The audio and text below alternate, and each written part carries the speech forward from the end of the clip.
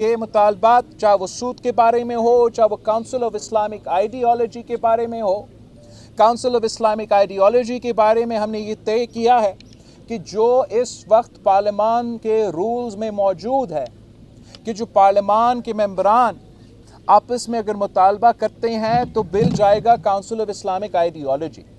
وہ رولز کے جو کمپوننٹس ہیں انشاءاللہ تعالی جو بل مولانا فضل الرحمان صاحب مجلس شورا میں پیش کرے گا، اس بل میں یہ کاؤنسل آف آئیڈیالوجی کا جو کمپوننٹ جس الفاظ کے ساتھ میں نے دہرایا اس کے تقریباً نزدیک کامران صاحب تو بہتر لائر ہے اور وہاب صاحب بہتر بتا سکیں گے، مگر اس کانٹیکس میں وہ بھی انشاءاللہ تعالی موجود ہوگا.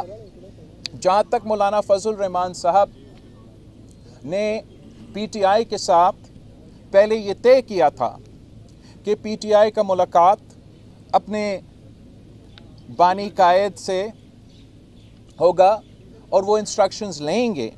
وہ ملاقات پہلے کل ہونا تھا، پھر آج صبح ہونا تھا، اب شکر ہے کہ ایٹ لیسٹ کم از کم ہو گیا. اور مولانا فضل الرحمان صاحب انشاءاللہ ان سے بات کریں گے، ان کا بھی انپٹ لیں گے، اور میں امید کرتا ہوں کہ مولانا فضل الرحمان صاحب پی ٹی آئی کو بھی اس بات پہ قائل کر سکتا ہے کہ جو حکومت کے ڈرافٹ ہے تو چلے حکومت کے ڈرافٹ کو تو ووٹ نہ دو، مگر مولانا فضل الرحمان صاحب کی ڈرافٹ جس میں آپ کا ایک اعتراض بھی موجود نہیں ہے، آپ کی تمام شکایتیں موجود نہیں ہیں، تو آپ اب ثابت کرے کہ آپ سیاسی جماعت ہو، کوئی سوشل میڈیا کا لشکر نہیں، سیاسی جماعت. آپ کی سیاسی مطالبات مانے گئے ہیں. سیاست میں کبھی بھی کوئی اپنا 100% کامیابی حاصل نہیں کرتے. سیاست نام ہے کمپرومائز کا، سیاست نام ہے اتفاق رائے ڈھونڈنے کا. اب اونس نہ پیپلز پارٹی پہ نہ مولانا فضل الرحمان پہ ہے. ہم سے جو ہو سکا تھا ممکن سیاسی طور پہ وہ ہم نے اب کر لیا ہے. اب اونس پی ٹی آئی پہ ہے کہ اگر آپ سنجیدہ ہو، سیاست میں سنجیدہ ہو، طریق انصاف تو نام آپ کا ہے، میرا نہیں. جوڈیشل ریفارمز آپ کو لانا چاہیے تھا، بل آپ کو پیش کرنا چاہیے تھا. آج تک ایک پوائنٹ انہوں نے سامنے نہیں لے کر آئے. 2 مہینے کے لیے میں انتظار کر رہا ہوں. 2 مہینے کے لیے کیوں انتظار کر رہا ہوں؟ حکومت تو 2 مہینے سے مجھے کہہ رہے ہیں، تانا مار رہے تقریباً کہ وہ تو ہمارے پورے ہیں، آپ ہمیں دیر کر رہے ہیں.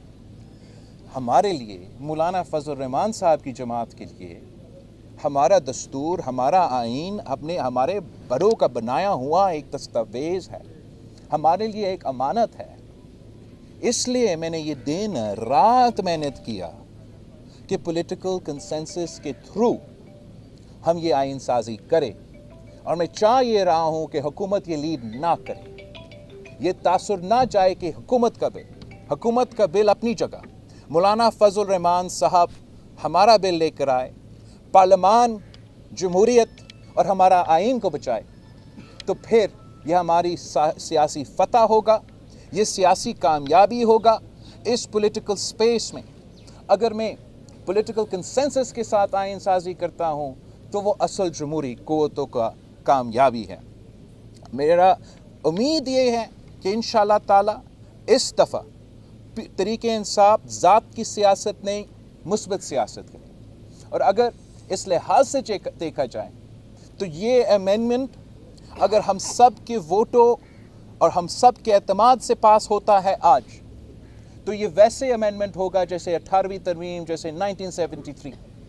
اگر یہ امینڈمنٹ خدا نہ خواستہ پارٹیز کی اتفاق کے بجائے ممبران کی اکثریت کے زور پہ پاس ہو جاتا ہے، ہم عدالت تو بنائیں گے، مگر ہم سیاستدانوں کا، اس پارلیمان کا یہ شکست ہوگا.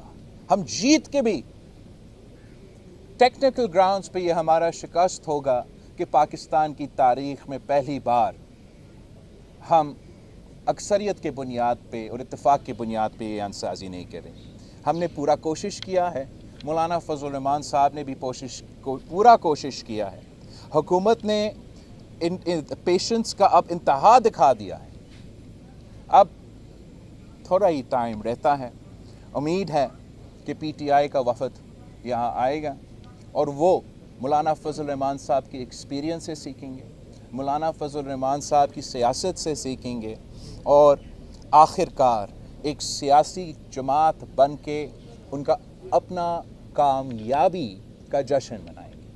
अगर खुदा न खास्ता ये कोई अलग रास्ता लेता है तो जब पीटीआई उस आइन साजी के बाद अपना रोना धोना शुरू कर देते हैं तो मैं अभी से मीडिया को और आप सबको बता रहा हूँ, कसूर किसी और का नहीं, कसूर सिर्फ़ और सिर्फ पीटीआई का होगा।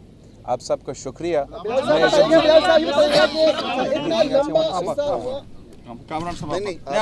स्पोक्स पर्सन नहीं, मरकजी स्पोक्स पर्सन है। बिस्मिल्लाहिर्रहमानिर्रहीम। बिलावल साहब इस सिलसिले में 26वीं आइनी तरमीम के सिलसिले में बिलावल साहब की काविशें इंतहा पे हैं। जो इन्होंने मेहनत की है और रात दिन न रात देखा है न दिन देखा है, इस सिलसिले में कंसेंसस के लिए जो भरपूर काम कर रहे हैं।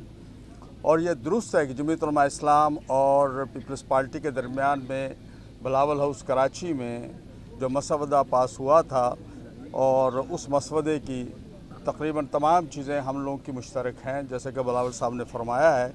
और हम इंतज़ार कर रहे हैं पीटीआई के दोस्तों का। उनकी ख्वाहिश थी कि हम अपने बानी पार्टी से हम इजाज़त लेना चाहते हैं, अप्रूवल लेना चाहते हैं। तो उनकी ख्वाहिश पे बाकायदा हमने मौलाना साहब ने बिलावल साहब से और वज़ीर-ए-आज़म साहब से दरख्वास्त करके उनको टाइम भी लेके दिया है। अब हम मुंतज़र हैं, वो आएंगे, हम उनकी बात सुनेंगे। मैं समझता हूँ मसवदे पे कोई ऐसी चीज़ नहीं होनी चाहिए कि जो हमारा मसवदा है वो दो पार्टियों का, उसको हमने मेरा ख्याल मुस्लिम लीग नून को भी हमने दिखा चुके हैं और उन्होंने भी कोई इस पर कोई इतना बड़ा एतराज़ नहीं किया है और पीटीआई भी उसको देख चुकी है। उन्होंने भी माना है। मैं समझता हूँ इस पे कंसेंसस से बात को आगे बढ़ना चाहिए। और अगर हमने बिल्कुल यही करना है कि जी नहीं मानूँ तो उससे मामला किसी और तरफ जाएंगे। आप सबका शुक्रिया। आप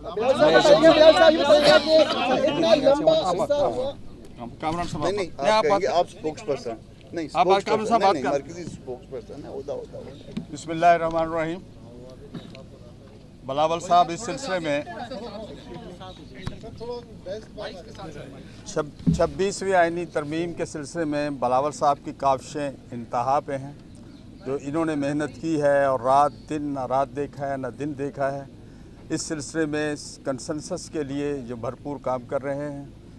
और ये दुरुस्त है कि जमीयत उलमा इस्लाम और पीपल्स पार्टी के दरमियान में बिलावल हाउस कराची में जो मसवदा पास हुआ था और उस मसवदे की तकरीबन तमाम चीज़ें हम लोगों की मुश्तरक हैं, जैसे कि बिलावल साहब ने फरमाया है।